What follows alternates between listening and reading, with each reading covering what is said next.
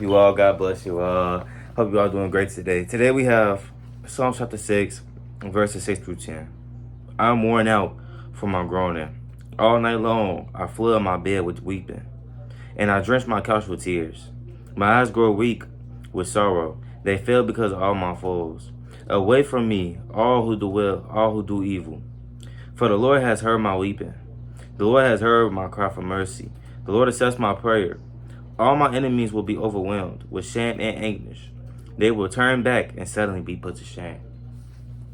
Today's Bible verse connected with me a lot. It also opened my mind up to realizing and understanding that God wants us all to understand that in our weakest times, He's always there.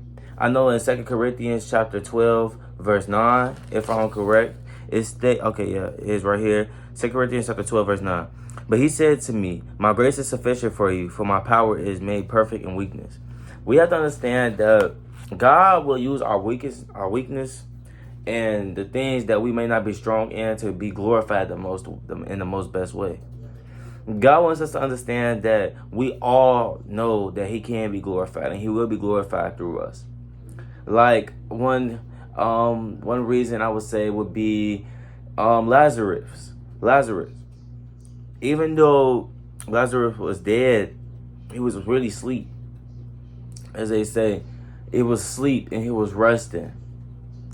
And they were all weeping. They were all sad.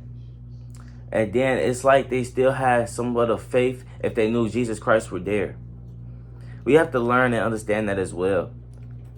Because Jesus Christ still came and Lazarus was still up.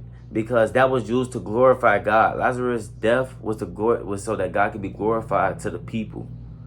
And in 6 through 10, it states that as well. With verse 10, all my enemies will be overwhelmed with shame and anguish. They will turn back and suddenly be put to shame. Many people don't realize that, but they think that it's okay to go at you when you are weak, but you are not weak.